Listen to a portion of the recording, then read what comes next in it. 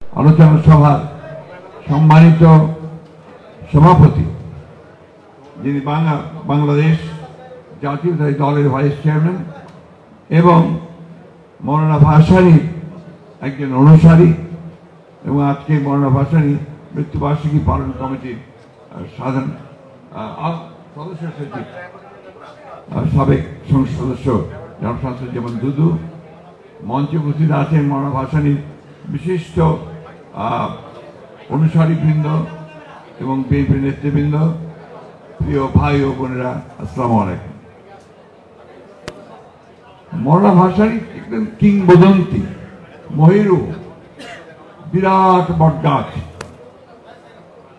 এবং তার ছায় আমরা দীর্ঘকাল বাস করেছি। আজকে নয়, ব্রিটিশেরা যখন আপনার ভারত দখল করে নিয়েছিল এবং যখন ব্রিটিশদের শাসন বাংলাদেশ শুধু নয় সারা ভারতবর্ষের মানুষকে যখন অস্থির করে ফেলেছিল, জেল, জুলুম, হত্যা, অত্যাচার, নির্যাতন, ঔপনিবেশিক শাসনের যে নির্যাতন, সেই নির্যাতন যখন অস্থির হয়ে উঠেছিল, তখন এই ভারতবর্ষে কয়েকজন মানুষ তারা মানুষের অধিকার প্রতিষ্ঠার জন্য, ভারতবর্ষের স্বাধীনতার জন্য তারা সেদিন জেগে উঠেছিল, বেরিয়ে এসেছিল। মৌলানা ভাসানী একজন ব্যতিক্রমী রাজনৈতিক নেতা। সেই সময় যারা রাজনীতি করতেন, সামনে ছিলেন, সবাই আপনার সামন্তবাদী পরিবার থেকে আসা, বেশিরভাগই সেই ভারতবর্ষের পশ্চিমে বলেন, পূর্বে বলেন, সব ছিলেন তারা সম্ভ্রান্ত পরিবারের লোকজন, অত্যন্ত উচ্চশিক্ষিত এবং তাদেরকে বলা হতো ফিউডাল লর্ড, তারা সবাই সামন্ত প্রভু ছিলেন।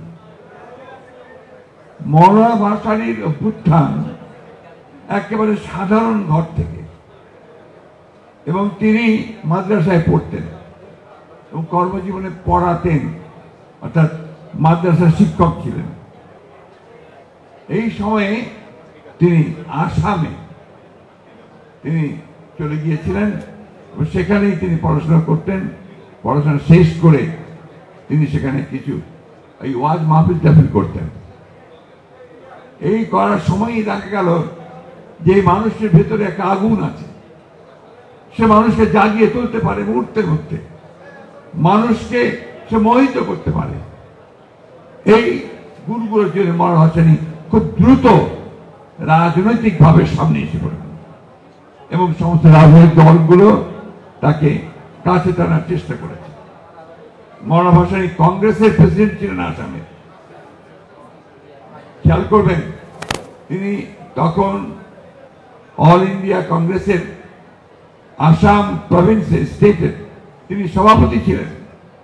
পরবর্তীতে যখন পাকিস্তান আন্দোলন শুরু হলো, তখন পাকিস্তান মুসলিম লীগের, তত পাকিস্তান মুসলিম না, ভারতীয় মুসলিম লীগের তিনি সভাপতি এবং সেই পাকিস্তান আন্দোলন করেছেন দীর্ঘদিন।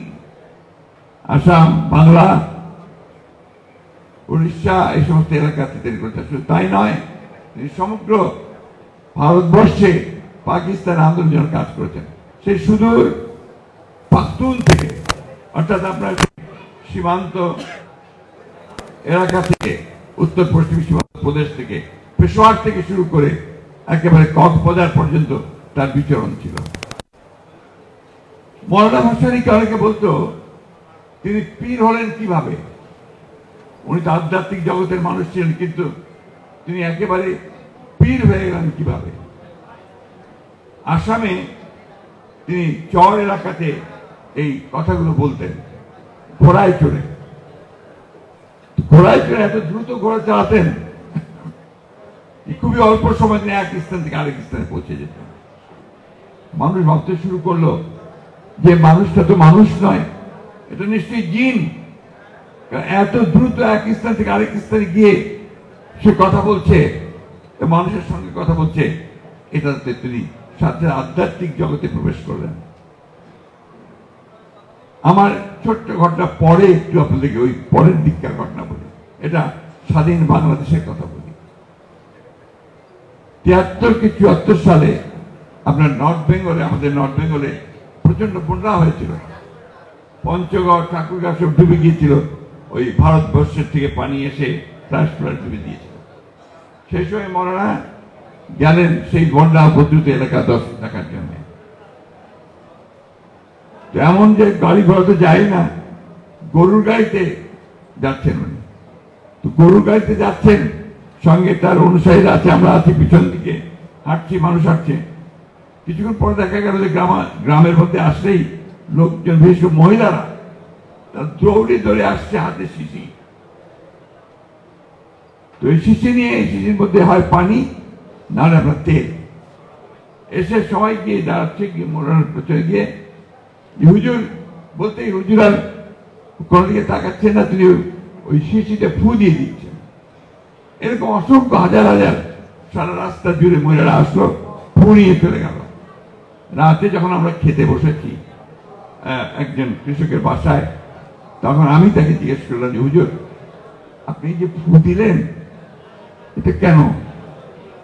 এই তো তোমাদের কমিউনিস্টদের দোষ, তোমরা তো বোঝো না এই লোকগুলো আমার কাছে কেন এসছে।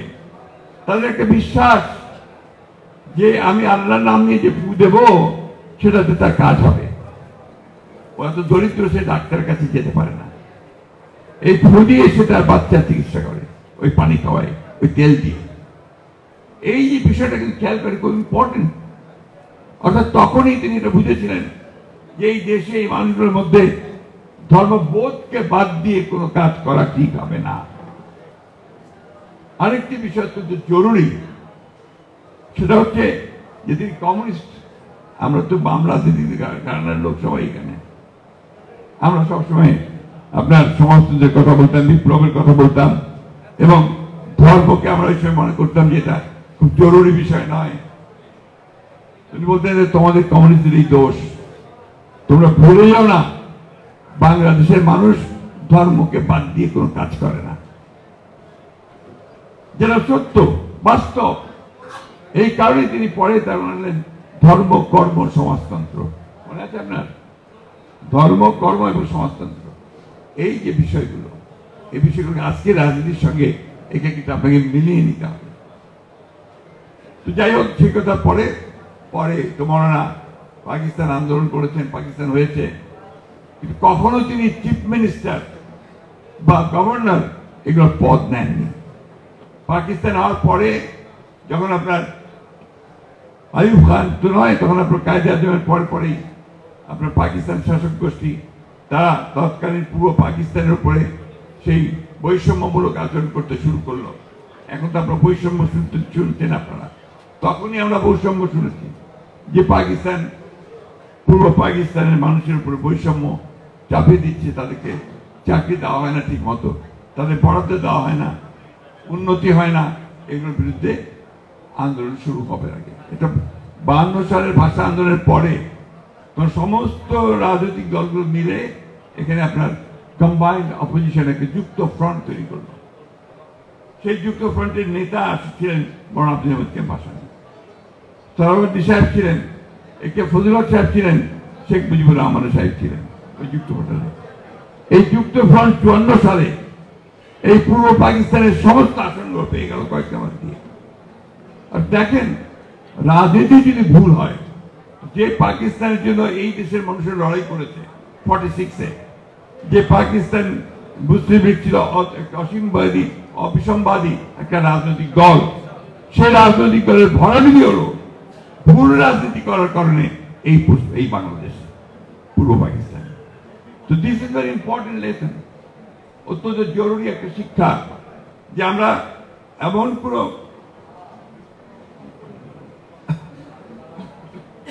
আমি আসলে বুড়ো হয়ে যাচ্ছি বলে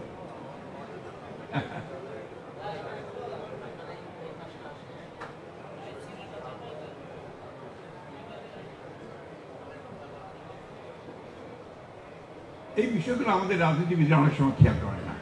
যেমন এখন একটা পরিবর্তন এসছে, এই পরিবর্তনটাকে বুঝতে হবে, বুঝতে হবে যে ছেলেরা কি বলছে। আমাদের মধ্যে অনেকে আছে, বিশেষ করে বিএনপির মধ্যে, ছেলেরা সব আন্দোলন একাই করেছে, তা মানতে রাজি না, তাই না? অনেকে কথা খুব জোরে সোরে মিটিং এর মধ্যে বলেন, সত্য কথা। আমরা 15 বছর ধরে লড়াই করেছি, সংগ্রাম করেছি, জান দিয়েছি, প্রাণ দিয়েছি, মামলা গেছি, জেলে গেছি। তারপর বলেন আপনার যে শেষ লাঠিটা গোলে কে মেরেছে? ছাত্ররা মেরেছে। স্ট্রাইকার, তারা স্ট্রাইক করেছে। আপনাদের মনে থাকা উচিত যে আমি যখন আপনার সমস্ত দেশে বিভাগীয় সমাবেশগুলো করছি আমরা, সেই সময় আমার বক্তব্যে আমি একটা জিনিস খুব জোর দিয়ে বলতাম, যে কোথায় আমরা তো নবীনদের দেখতে পাচ্ছি না, তরুণদের দেখতে পাচ্ছি না, ছাত্রদের দেখতে পাচ্ছি না। ছাত্র তরুণরা যদি সামনে না আসে তাহলে বুক পেতে গুলি নেবে কে? বুক পেতে গুলি নেওয়ার হচ্ছে ছাত্র, তরুণ, যুবক, যার পিছুটার নেই, যে ভ্যানগার্ড। আমরা মধ্যবিত্তরা, বয়স্ক লোকেরা, আমরা তো আপনার পেছনে পরিবারের কথা চিন্তা করি, আমরা আমাদের ছেলে মেয়েদের কথা চিন্তা করি। আমি যদি আজকে গুলি খেয়ে পড়ে যাই আমার পরিবারের কি হবে এই চিন্তা করেছি, তাই না? আপনারা তো কম কষ্ট করেননি। কতবার জেলে গেছেন, কতবার মার খেয়েছেন, পুলিশ মেরেছে, বাড়ি থেকে অত্যাচার করেছে। এই বুক পেতে দিয়ে দাঁড়িয়ে থাকা, সাইদ রংপুরে যেভাবে দাঁড়ালো, that was the turning point of the movement. এই বিষয়গুলো আমাদেরকে চিন্তা করতে হবে। সুতরাং ছাত্রদের সঙ্গে আমাদের কখনোই কোন দূরত্ব সৃষ্টি করা যাবে না। সবসময় মনে রাখতে হবে এরা তরুণ, এদের অনেক উদ্দীপনা। আমরা যখন ছাত্র ছিলাম আমরা তো এরকমই ছিলাম। আমরা ভেবেছি সমাজতন্ত্র করব, বিপ্লব করব, সবকিছু উড়িয়ে দিব, নতুন সমাজ সৃষ্টি করব, করেছি। এখনো চিন্তা করি এটাই করব। আমার তো সেই শক্তি নাই, এখন তার সেই শক্তি আছে, সে পারে মুখ পেতে দাঁড়াতে।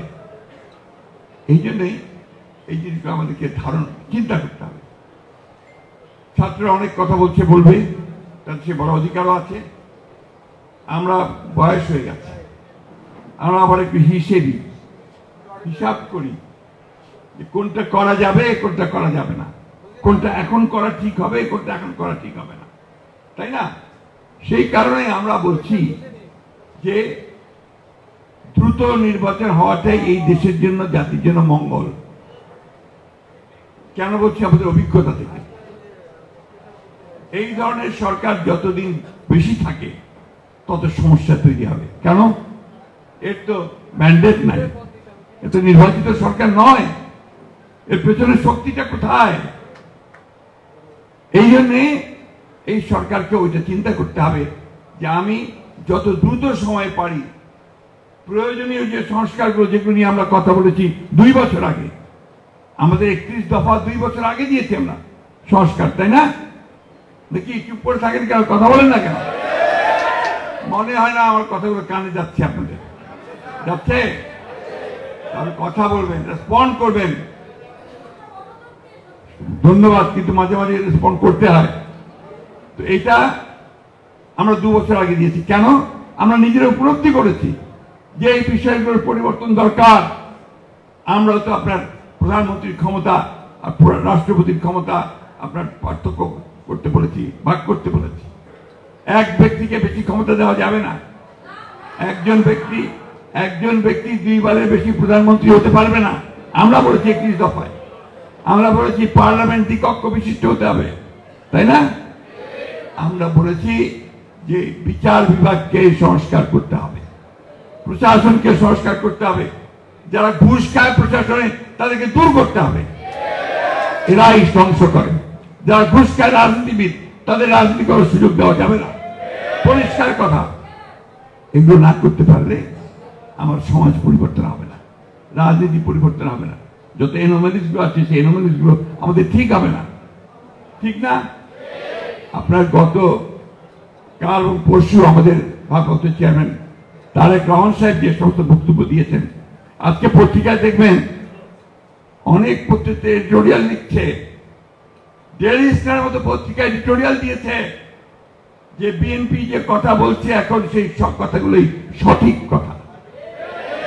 চেয়ারম্যান তারেক রহমান সাহেব যে কথাগুলো বলছেন এটা এখন মানুষ গ্রহণ করছে। কারণ আমাদের এই যে বললাম আপনাকে যে আমাদের বয়স হয়েছে, আমাদের মাথার মধ্যে আমরা চিন্তা করি। এই জন্য বাংলাদেশ একটা কথা বলেছিলেন, খুব দামি কথা। তিনি বলেছিলেন, put the old head on the young shoulder.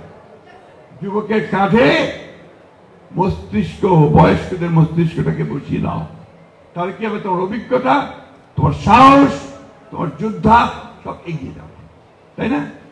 এই কথাটা বুঝতে হবে আমাদের সময়কে। ওই ছাত্রদেরও বুঝতে হবে, আমাদের বুঝতে হবে। এখন তো ছাত্রদের, তরুণ যুবক, ওরা তো চাইবেই সব কিছু পাল্টে দিতে। কতটুকু আমরা পারবো, কতটুকু পারবো না, সেসবগুলো আমরা করছি। এই জন্য আমরা বলেছি যে আমরা অবশ্যই সংস্কার চাই। আমরাই আগে বলেছি, এটা আপনাকে যৌক্তিক সময়ের মধ্যে করতে হবে। এমন সময় যেন না নেয় যে সময় নিতে গেলে জনগণের মধ্যে ভ্রান্ত ধারণা হচ্ছে কি হবে যে আপনি ক্ষমতায় থেকে যেতে চাইছেন। কারণ সেই সমস্ত অভিজ্ঞতা আমাদের আছে। ওই ফখরুদ্দিন মনোজিনের সরকার, তারা আপনার এসে এখানে আবার কিংস পার্টি করার চেষ্টা করছিল, মনে আছে আপনাদের? ক্ষমতায় থেকে দল করবে। মানুষ তো সেটা নেয়নি, নিয়েছে কি? তাড়াতাড়ি ইলেকশন দিয়ে পালিয়ে যেতে হয়েছে, তাই না? হাসিনাকে পালাতে হয়েছিল। হাসিনা পালিয়ে গেছে কেন? হাসিনা পালিয়ে গেছে, সে চিন্তা করতে ভুল করেছে। আমরা বারবার বলেছি, দেয়ালের লিখন পড়েন, মানুষের চোখের ভাষা বোঝেন। মানুষ এখন আপনাদের আর চায় না। আপনারা দেশটাকে ধ্বংস করেছেন, আমাদের কথা তারা শোনেনি। না শুনে উল্টো নির্বাচন ব্যবস্থা ধ্বংস করেছে, ছাত্রদের গুলি করে হত্যা করেছে এবং শেষ পর্যন্ত পালিয়ে গেছে। আমাদের ছেলে মেয়েরা, আমার মেয়েও বলে পালাইছে, বলে পলাইছে, হাসিনা পলাইছে, তাই না? হ্যাঁ, এখন ওই জিনিসটা আমি আবারও রিপিট করতে চাই যে আমরা এমন কাজ যেন না করি, কেউই না, যে কাজ আমাদের দেশকে আবার অনিশ্চয়তার দিকে, অস্থিরতার দিকে নিয়ে যাবে। আমি সংক্ষিপ্ত করে নিয়ে আসছি। মৌলানা ভাসানী আমাদেরকে সে পথ বারবার দেখিয়েছেন। মৌলানা ভাসানী তাকে কি বলা জানেন? Prophet of violence. টাইমস পত্রিকাতে যখন আপনার আন্দোলন চলছে, প্রচন্ড আন্দোলন, সেই সময় টাইমস বুকে হেড আপনার ছবিতে, প্রচ্ছদ ছবিতে মৌলানা ভাসানীর হাত তোলার ছবি বেরোলো, তার নিচে হচ্ছে প্রফেট অফ ভায়োলেন্স। মৌলানা ভাসানী, শেখ মুজিবুর রহমানের লোকেরা তো অনেক কিছু দাবি করে, তাই না? মৌলানা ভাসানী প্রথম এই পল্টন ময়দানে দাঁড়িয়ে, যেখানে কাজী ভাইরা বসে আছে, আমাদের নান্নু ভাইরা বসে আছে, মাহবুবুল্লাহরা সব ছিল, তারা প্রথম সেদিন আপনার বাংলাদেশের স্বাধীনতা ঘোষণা করেছিল। ভুলে গেছেন? বলেন না তো কথা, একটু জোরে জোরে বলেন না কেন? একটু বলবেন।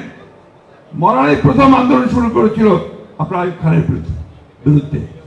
একটা অটো রিক্সার একটা হরতাল ছিল, অটো রিক্সা আমাদের হরতাল, পাকিস্তান আমলের কথা বলছি আমি। মনিম খান তখন আপনার গভর্নর। তো ওই হরতালে পল্টন ময়দানে মিটিং হচ্ছে, কেন যায় না? মৌলানা ভাসানী যেহেতু বক্তৃতা করবেন, সেটা মানুষ বোঝায়। তখন কিন্তু ট্রাক দিয়ে মানুষ আনতে হতো না, বাস দিয়ে আনতে হতো না, টাকাও দিতে হতো না কাউকে। মানুষ সব চলে আসতো পল্টন ময়দানে, বেশ বাদাম খেত, বাদাম কিনে বসে বসে বাদাম খেতে গল্প শুনত। এই মৌলানা ভাসানী সেই দিন সেই পল্টনে দাঁড়িয়ে বক্তৃতা করে এসেছে, বললেন এখন আর কোন পথ নাই, ওই বঙ্গভবনে ঘেরাও করো। কত বঙ্গভবন বলতে না, প্রেসিডেন্ট হাউস, গভর্নর হাউস ঘেরাও করো। বিশ্বাস করবেন না আপনারা, ওই মিটিং থেকে গিয়ে ঘেরাও হয়ে গেল, গুলি হলো, মারা গেল।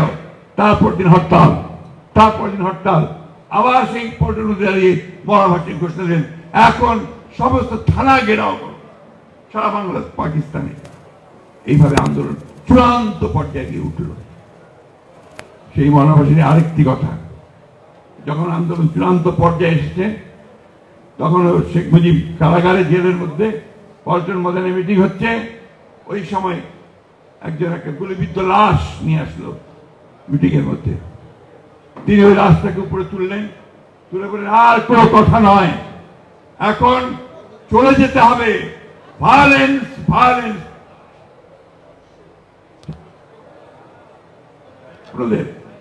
কি দুদু ভাই মনে আছে? ঢাকা শহর আগুন জ্বলে উঠলো, 3 দিনের মধ্যে আইয়ুব খানকে পদত্যাগ করতে হয়েছে, শেখ মুজিবকে বের করতে হয়েছে। 3 days time। এটা ছিলেন মৌলানা। একদিকে যেমন তিনি আগুন দিয়ে জ্বালিয়ে উঠাতে পারতেন, তেমনি আবার সাথে সাথে ঠান্ডা করে নিয়ে আসতেন। তার জীবনযাত্রা শুনেছিলেন এই প্রত্যেক। একেবারে একটা জীর্ণ পর্ণ কুটিরে বাস করতেন, একটা চৌকির উপরে থাকতেন, একটা ছাউনির ঘর, সেইখানে তিনি বাস করতেন। আমার মনে আছে একটা কথা, এটা না বলে আমি শেষ করতে পারবো না। আমি যখন ঢাকা ইউনিভার্সিটির শেষ বর্ষের ছাত্র, পল্টনে মৌলানা ভাসানী ডাক দিয়েছেন কৃষক সমাবেশ। তো ওই তখন আপনার ই চলছে মার্শাল ল, এই এখানে মার্শাল ল, সমাবেশ নিষিদ্ধ, কেউ সমাবেশ করতে পারবে না। উনি তো ডেকে দিয়েছেন কৃষক সমাবেশ, সারা দেশ থেকে লাঠি হাতে লাল টুপি পরে আপনারা সব আসতে শুরু করেছে। লক্ষ লক্ষ মানুষ আপনার যে এখন সন্তোষ, সেই সাথে ইউনিভার্সিটির সমস্ত মাঠ বোঝাই, টাঙ্গাইল বোঝাই হয়ে গেছে। যখন মিটিং পাকিস্তান থেকে এসছে আপনার ইফতেখার আহমেদ, মিয়া ইফতেখার, শবনম গাজালা, সমস্ত বিরাট বিরাট নেতা সমস্ত, তারা এসছেন ওখানে। তো ওই সময় আপনার একটা গাড়ি ঢুকলো, ঢুকে বর্ডার ওই পর্ণ কুটিরে গেল। তিনি ছিলেন তৎকালীন পাকিস্তানের এনএসআই প্রধান সফদর সাহেব, ইলিয়াস সফদর। তিনি এসে বলার সামনে ওই পাটি বেছানো থাকতো চৌকির নিচে, ওই পাটিতে তিনি বসলেন। মনে হতে বলেন, কি সফদর, কেন আসছো? তো সে মনে পায়ে হাত দিয়ে সালাম করলো। আগে সালাম, হুজুর আমার চাকরিটা পাচ্ছেন। কি কি হয়েছে? বলে, আপনি যে প্রকাশ্যে যে সভা করতেছেন, আমার তো চাকরি চলে যাবে। এখন তো প্রকাশ্য সভা সমিতি বন্ধ। না, তোমার চাকরি জায়গাটা আমি চাই না, তুমি এক কাজ করো, কি করতে পারো? স্যার, অন্তত সামনে কিছু সামিয়ানা দিয়ে দেন। তখন মহারাজ সব কর্মীদেরকে বললেন যে সামনে 10-12টা সামিয়ানা লাগিয়ে দাও। সেদিন সমাবেশ হলো, হাজার হাজার লক্ষ মানুষ। পাকিস্তানি নেতারা বললেন, বিশেষ করে শবনম গাজালা, আমার এখন মনে আছে, বলছে ইনকিলাব আয়েগি, বিপ্লব আসবে, আগার ও আয়েগি তো মৌলানা কা সাথ আয়েগি। ও আসবে, যদি আসে সে মৌলানার সাথে আসবে। এটাই ছিলেন মৌলানা ভাসানী। আমরা কি করে তাকে বলবো? আমাদের সমস্ত অস্তিত্ব জুড়ে তো মৌলানা। মৌলানা ভাসানী যখন অসুস্থ, মেডিকেল কলেজে পিজিতে শেষের দিকে একদম, তখন অলরেডি জিয়াউর রহমান সাহেব ক্ষমতায় এসে গেছেন। তাকে মানুষ প্রচন্ড রকম ভালোবাসে। সেই সময় তিনি আসেন জিয়াউর রহমানের সঙ্গে দেখা করতে, সেই পিজি হাসপাতালে। তিনি তার মাথায় হাত দিয়ে বললেন, তুমি পারবে, তুমি তরুণ, তুমি যুবক, তুমি সৎ, তুমি দেশকে ভালোবাসো, তুমিই পারবে পরিবর্তন আনতে। সেটা মনে রেখেছিলেন শহীদ প্রেসিডেন্ট জিয়াউর রহমান, এবং তার মৃত্যুর সময় তাকে সেই সম্মান তিনি দিয়েছিলেন। এবং ওই চিন্তার মধ্যে দিয়ে আমাদের শহীদ জিয়াউর রহমান সেটি একইভাবে আমাদের কাছে, সাধারণ মানুষের কাছে আজকে সেইভাবে তিনি জনপ্রিয়। তাই বন্ধুগণ, একটা ক্রান্তি সময়কাল আমরা পার হচ্ছি।